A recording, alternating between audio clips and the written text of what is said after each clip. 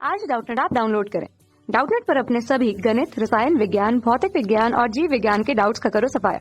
बस प्रश्न की फोटो खींचो, एक ही प्रश्न को क्रॉप करो और तुरंत वीडियो सोल्यूशन पाओ। अभी डाउनलोड करें। हेलो एवरीवन, आज का प्रश्न है ऊष्मा के संचरण की कितनी विधियां हैं। ऊष्मा के संचरण का अर्थ है ऊष्मा का स्थानांतरण, अर्थात ऊष्मा का एक स्थान से दूसरे स्थान तक जाना। ऊष्मा के संचरण की पहली विधि को हम कहते हैं चालन। इस विधि से ऊष्मा का संचरण ठोसों में होता है।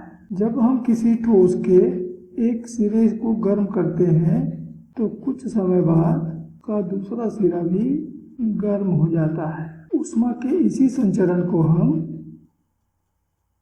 चालन कहते हैं। तो मान लीजिए एक क्षण है जिसको इस सिरे पर गर्म करने पर कुछ समय बाद यह सिरा भी गर्म हो जाता है। कुछ समय बाद जब हमने गर्म करना शुरू किया तो दूसरा सिरा तो ठंडा रहा होगा, ये सिरा जो है वो ठंडा रहा होगा, और ऊष्मा का गुण है वो हमेशा गर्म सिरे से ठंडे सिरे की तरफ बहता है।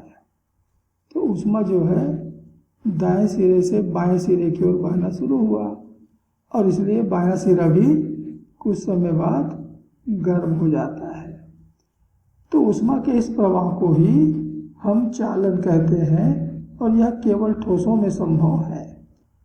जो भी चालक इस विधि से ऊष्मा का संचरण करते हैं हम उन्हें सुचालक, ऊष्मा का सुचालक कहते हैं। सभी धातुएं इसके उदाहरण हैं, जैसे लोहा, तांबा, एल्यूमिनियम इत्यादि। ऊष्मा के संचरण की दूसरी विधि है, उसे हम कहते हैं संवहन। इस विधि से ऊष्मा का संचरण द्रव और गैसों में होता है। संवहन के द्वारा ऊष्मा का संचरण ठोसों में नहीं होगा। मान लीजिए हम एक बर्तन में पानी भरकर उसे गर्म करते हैं तो सबसे पहले जो पानी तल पर है वो पहले गर्म होता है। यहाँ के जो पानी है ये पहले गर्म होते हैं। जब द्रव गर्म होता है तो वह हल्का हो जाता है और हल्का होने के कारण ये ऊपर उठते हैं। तो जब ये गर्म पानी ऊपर चले जाएंगे तो इनकी जगह तो खाली हो जाएगी। इस खाली जगह को, इस रिक्त जगह को भरने के लिए ऊपर से या अगल बगल से जो पानी के ठंडे अणु हैं, ये ठंडा जल इनके द्वारा खाली किए गए स्थान को भरने के लिए आ जाते हैं और ये भी फिर गर्म होते हैं और गर्म होकर के फिर ऊपर चले जाते हैं।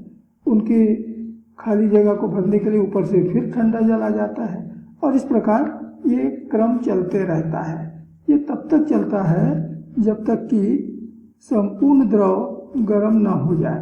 तो ऊष्मा के संचरण की इस विधि को ही हम संवहन कहते हैं और याद रखना ये केवल द्रव और गैसों में होता है। तो चालन होता है ठोस में, संवहन होता है द्रव और गैस में। ऊष्मा के संचरण की तीसरी विधि कहलाता है विकिरण। इस विधि में ऊष्मा तरंगों के रूप में चलता है, जैसे कि प्रकाश की तरंगे, ध्वनि की तरंगे, उसी तरह से ऊष्मा भी तरंगों के रूप में संचरित होता है। इस संचरण की विशेषता है कि इसके लिए माध्यम अनिवार्य नहीं है, जबकि चालन और संवहन पहले की दो विधियों में माध्यम अनिवार्य है। यदि ठोस नहीं होगा तो चालन नहीं होगा, द्रव या गैस नहीं होगा तो संवहन नहीं होगा। तो इनमें माध्यम अनिवार्य है, लेकिन विकिरण में माध्यम अनिवार्य नहीं है, अर्थात ऊष्मा विकिरण निर्वात में भी संचरित हो सकता है। सूर्य से पृथ्वी तक ऊष्मा इसी विधि के द्वारा पहुंचता है। तो यह है ऊष्मा संचरण की विधियां। तो पहली विधि है चालन, दूसरी विधि है संवहन और तीसरी विधि है विकिरण। अतः ऊष्मा के संचरण की 3 विधियां हैं। धन्यवाद। कक्षा 6वीं से 12वीं से लेकर नीट, IIT, JEE वो एडवांस के लेवल तक 1 करोड़ से ज्यादा छात्रों का भरोसा। आज ही डाउनलोड करें डाउटनेट ऐप या व्हाट्सएप करें अपने सारे डाउट्स 8400 400 400 पर।